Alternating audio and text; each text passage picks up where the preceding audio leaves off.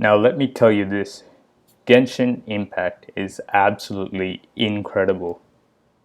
It is one of my favorite games out on mobile.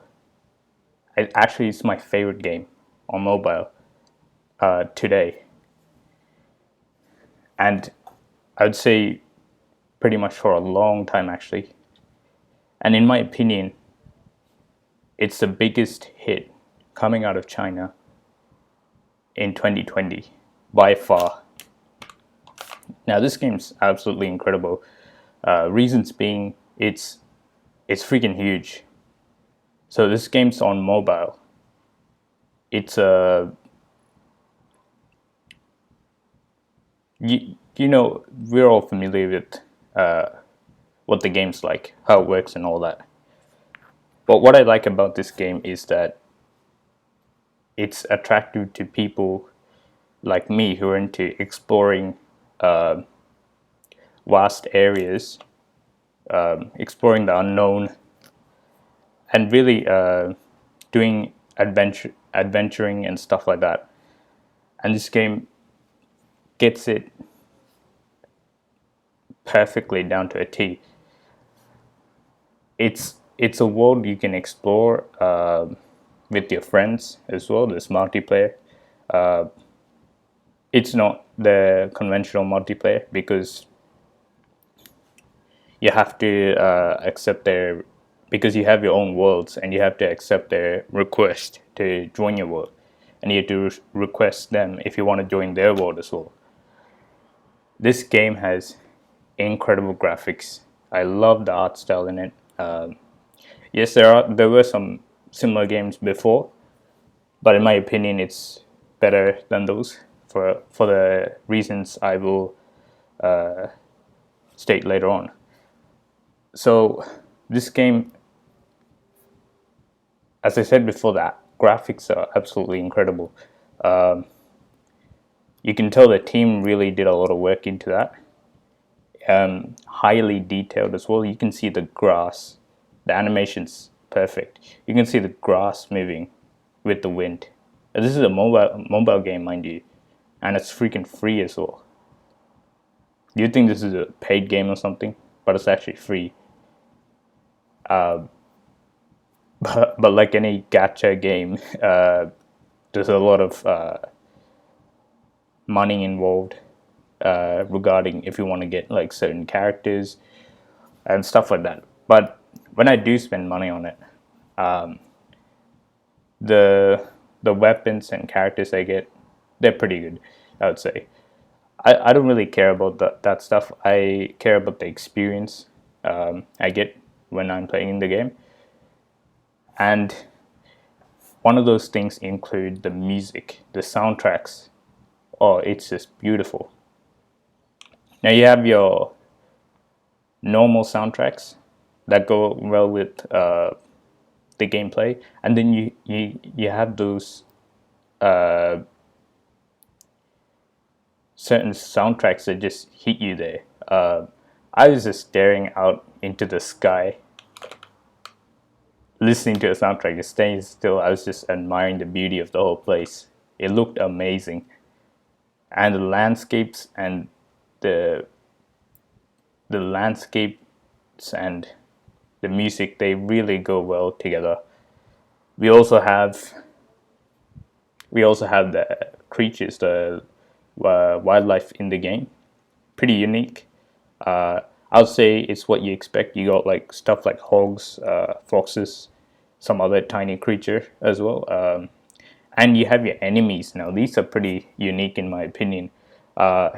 We have a separate, more primitive civilization.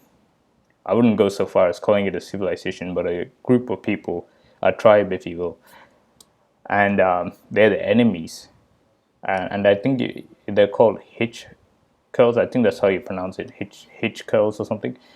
No, hilly curls. Yeah, that's how it's pronounced. They're like a tribal. I wouldn't call them humans, but a tribal group of people. They have their own funny little dances. They make their own camps.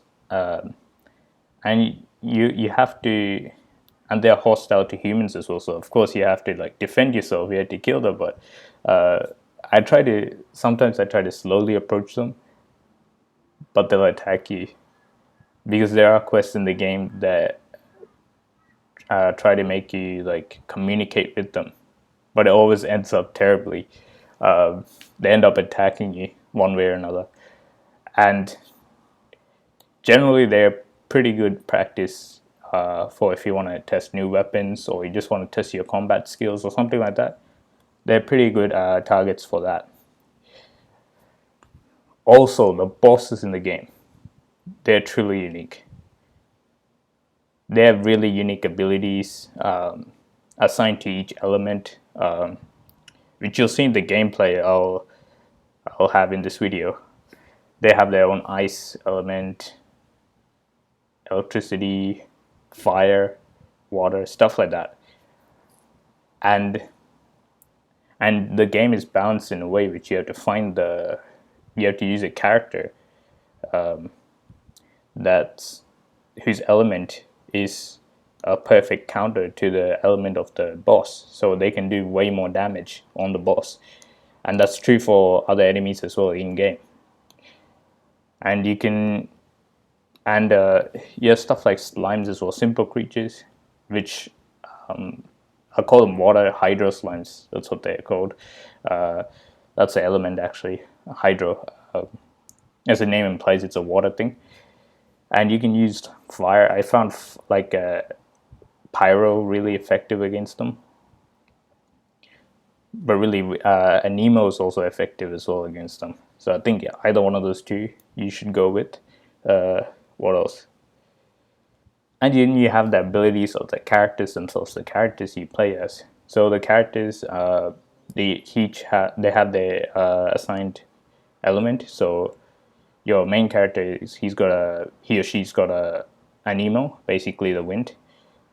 Other characters have pyro, fire, hydro, water, cryo is ice, and so on and so forth. So really unique attacks as well included with each character, and you can upgrade them.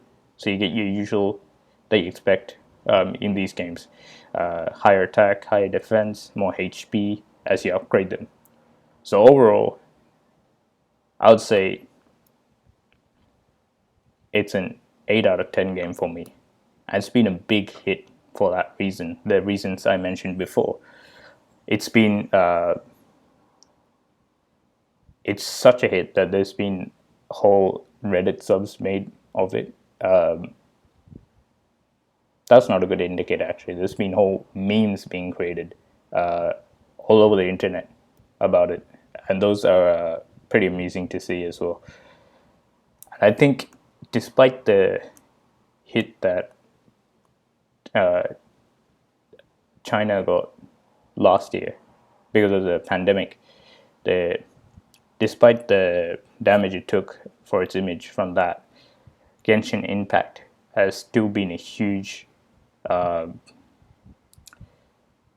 star in the rising, you could say.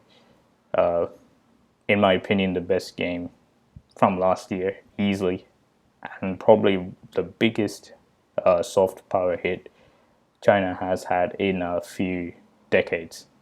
Maybe I'm exaggerating, but that's what I think. Especially something targeting young people.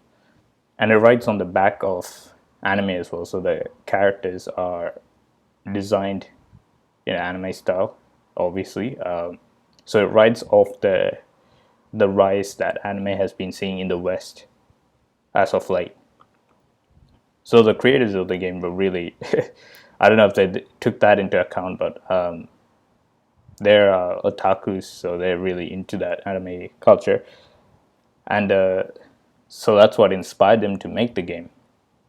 But one of the unintended consequences was that the game itself became so huge because of that kind of design. So that's a really smart move on the part of the developers, whether it was intended or not. But yeah, so here's some gameplay footage, just a few fights. I think those are the most interesting parts. If you have any requests, if you want me to do more gameplay on Genshin Impact, just normal stuff, then please do comment. So yeah, I'll see you guys next time. Peace out.